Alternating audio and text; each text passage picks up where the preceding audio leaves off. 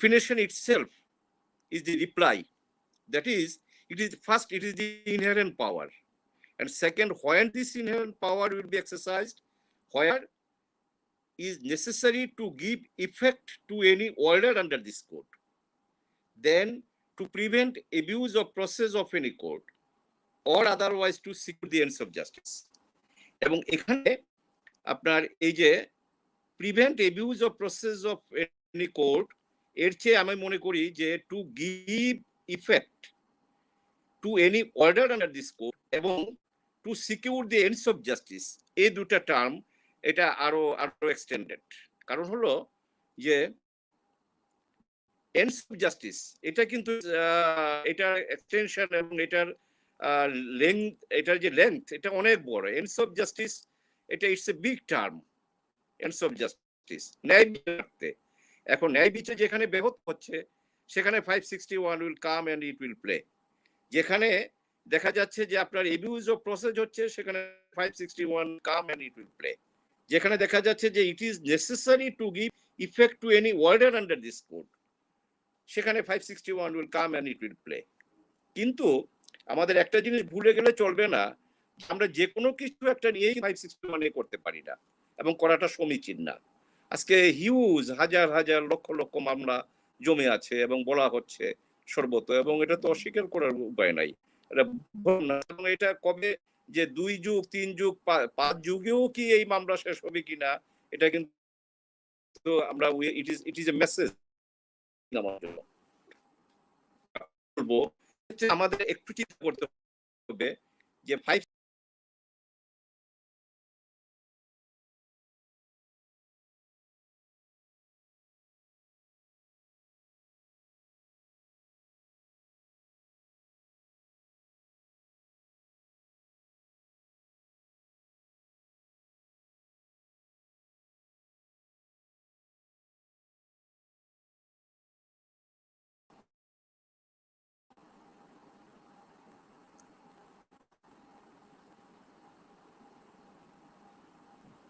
Yes, আমাকে শুনতে পাচ্ছেন?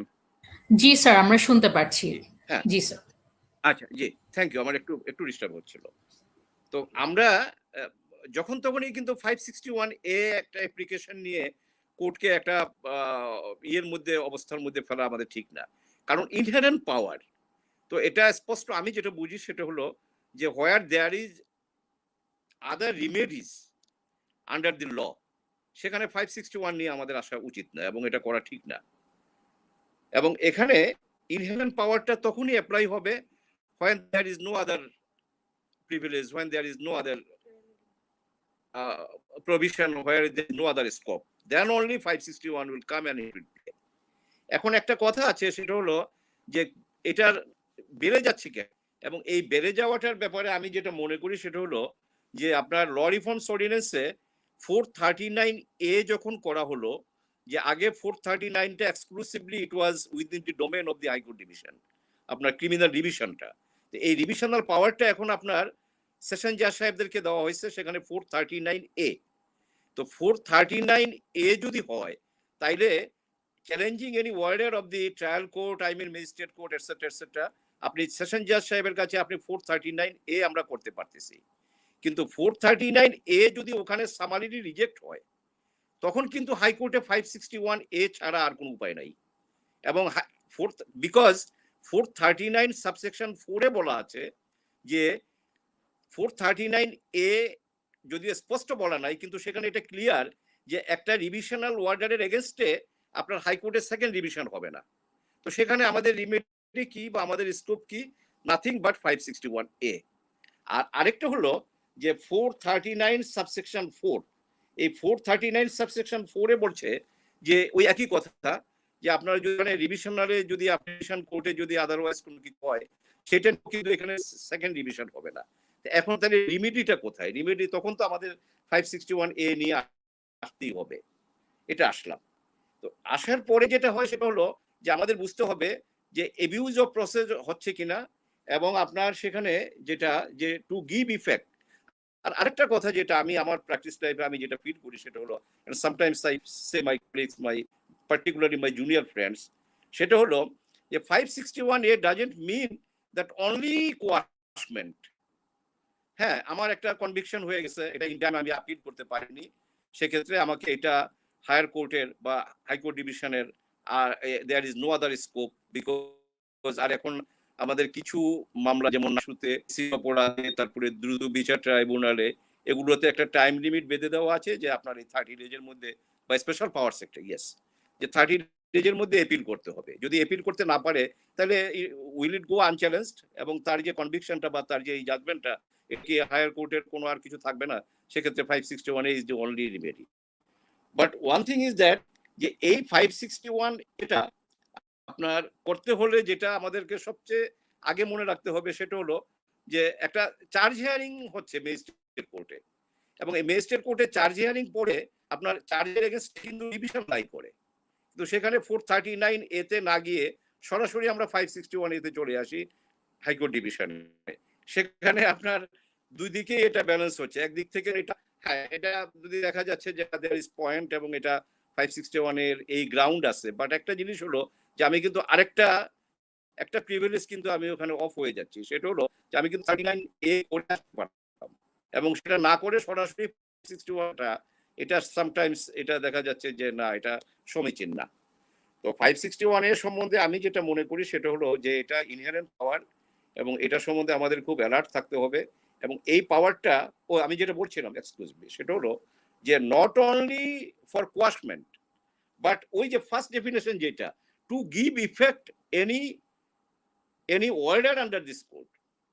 এখন আপনার একটা মামলায় দেখা যাচ্ছে যে দেয়ার আর সাম গ্রস ইলিগালিটিস যেটা হয়ে গেছে, এখন এটা হাইকোর্ট ডিভিশনের নজরে আসছে, আসার পরে এখন যে কোয়াশমেন্ট, যে পার্টিকুলার একটা ওয়ার্ডার কোয়াশ, নট দ্যাট, এখানে যদি হাইকোর্ট ডিভিশন 561 এ পাওয়ার সাসেস করতে গিয়ে যদি দেখে যে to give effect any order under this code, any order should be passed, that should be passed and that can be passed.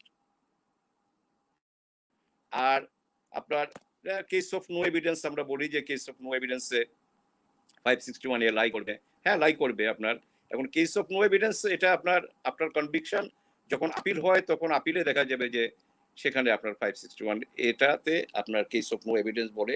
এটা একটা জিনিস আমি একটু, যেহেতু আমি, it's our privilege the our honourable chief guest and special guest honourable জাজ of the appellate division Mr Justice Obaidul Hasan and Mr Justice Jafar Ahmed Zian, সেটা হলো যে আমি আমার আমার অল্প অভিজ্ঞতা থেকে, আমার সিনিয়র এখানে মুন্সির চৌধুরী সাহেব আছেন, সেটা হলো যে আপনার আমরা একটা কনভিকশনের হওয়ার পরে যখন এপিল ফাইল করি, তখন কিন্তু কোর্ট সুমোটো একটা রুল দিতে পারেন যে কেন এনহ্যান্স করা হবে না, যে 302 মামলায় যে আপনার এখানে লাইভ দেওয়া হয়েছে, why it will not be extended, capital punishment কেন দেওয়া হবে না, কোর্ট সুমোটো একটা রুল দিতে পারেন, এবং এটা এরকম রুল আছে অনেক। একটা সেকশনে, দুইটা সেকশনে ট্রায়াল হইতেছিল বা তিনটা সেকশনে ট্রায়াল হইতেছিল, একটা সেকশনে বা দুইটা সেকশনে তাকে একুইটাল করা হয়েছে, নট প্রুভড বলে, আর আরেকটা সেকশনে কনভিকশন, সেখানে কিন্তু অ্যাপেলেট কোর্ট, আমরা যখন অ্যাপেলেট কোর্ট কিন্তু সুমোটো একটা রুল দিতে পারছেন।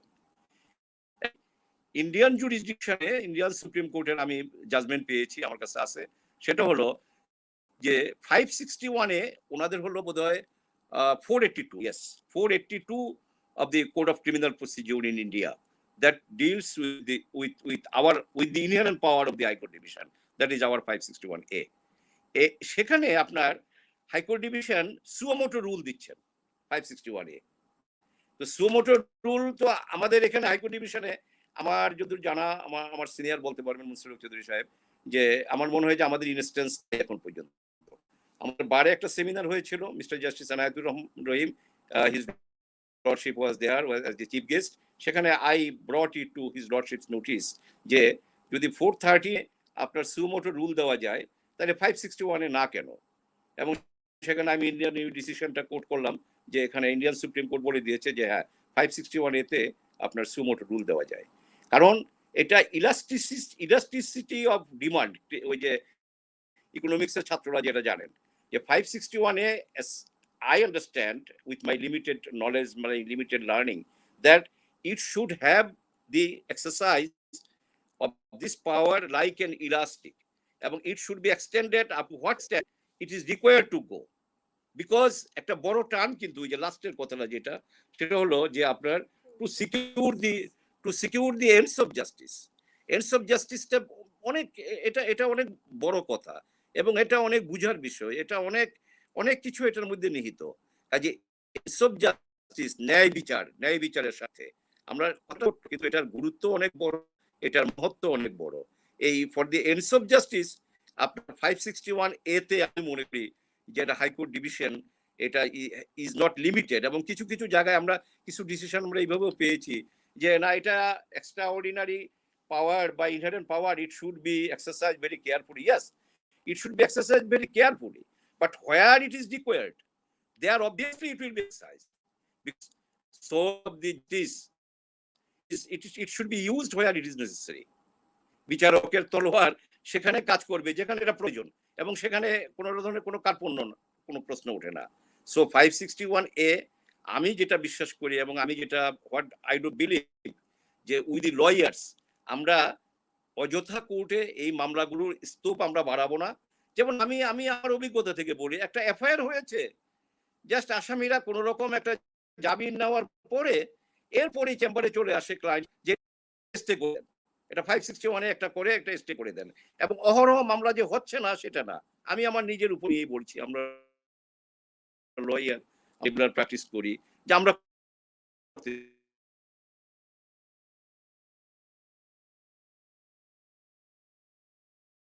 পাওয়ার, এবং only there it should be exercised where it is necessary, and this exercise will not have or shall not have any limit. Where it is required, there it must be exercised. এটা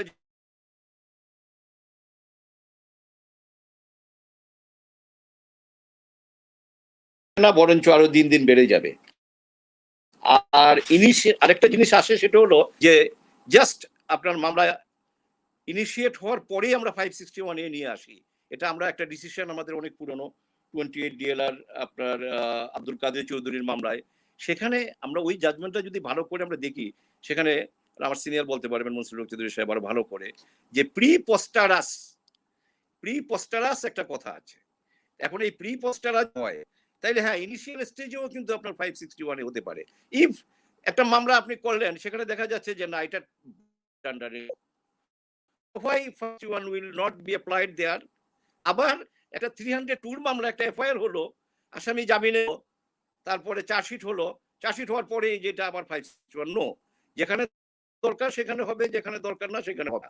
but এটার ইউজকে আমরা যেন কখনো এটা আপনার ওই abuse of the process of the court, আমরা যেন আবার এটার ইউজটাকে এবিউজ যেন না করি, এটা আমাদের অ্যালার্ট থাকতে হবে।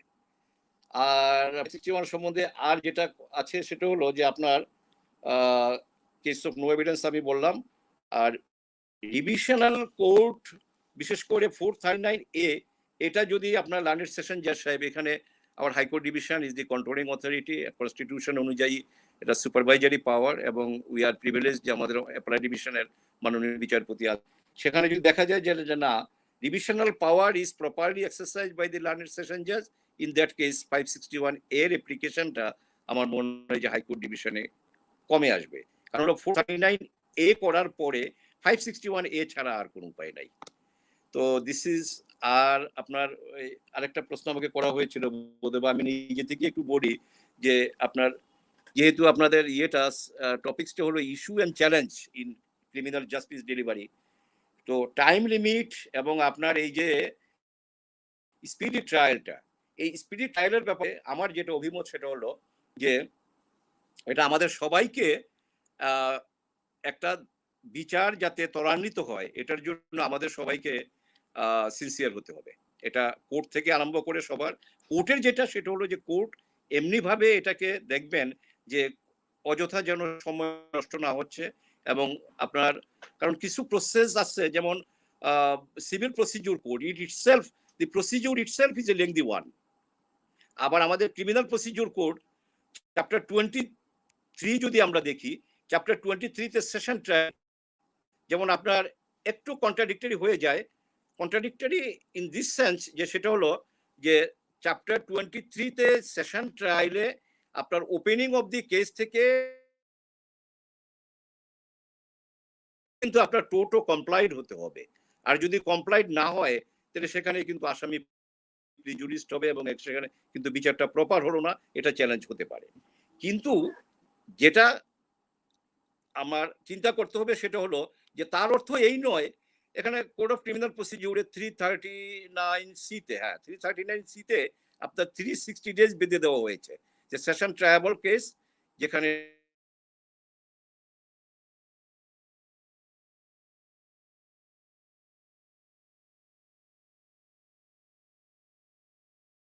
টোয়েন্টি ডেজ এর মধ্যে এটা শেষ করতে হবে।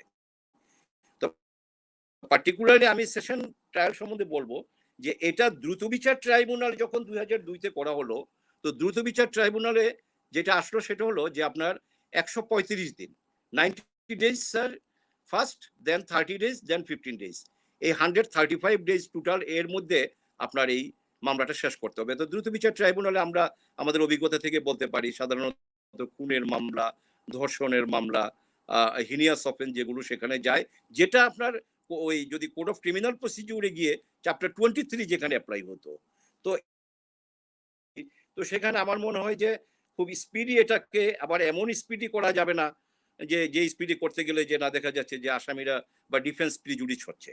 কিন্তু সিনসিয়ারলির যদি আমরা লয়াররা কাজ করি, তবে একটা একটু ব্যাপার আছে, সেটা হলো যে ওই 135 ডেজ এটা আমাদের ডিসিশন হয়েছে অ্যাপেলেট ডিভিশন থেকে ওয়ার্কিং ডেজ।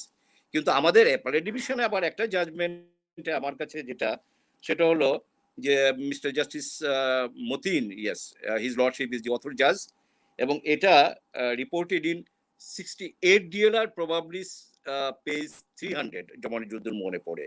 ওখানে বলে দিচ্ছে যে এই দ্রুত বিচার ট্রাইব্যুনাল আইনের যে 135 দিনের মধ্যে মামলা শেষ করতে হবে, সেখানে সেকশন হলো আপনার 10-এর 4 and 5, সেকশন 10, 4 and 5।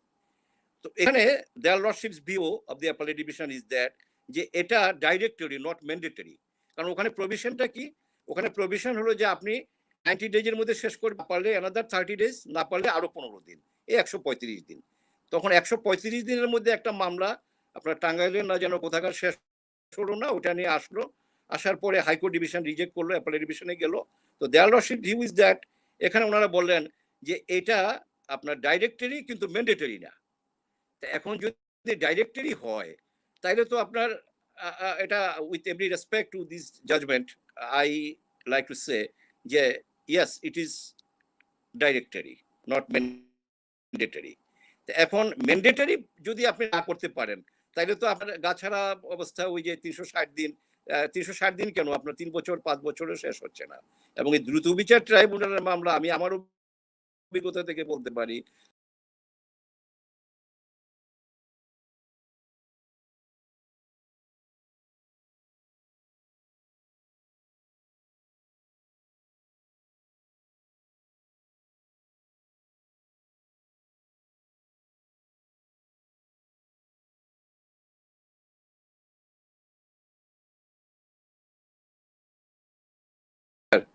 দ্রুত বিচার ট্রাইব্যুনালে আপনার 135 দিনের মধ্যে শেষ করতে হবে। তো এটা যদি এটা যেহেতু একটা লর্ডশিপস ভিউ ইজ দ্যাট এটা ডাইরেক্টরি, তো আমরা কিন্তু ওই অবস্থায় আছি। এরপরে কিন্তু আমরা আর কোনো আইন করতে, আমাদের নতুন কোনো আইন হয় নাই। কিন্তু এই 135 দিন, ও সেখানে একটা কথা বলেছে যে যদি দেখা যায় যে না এটা কোনো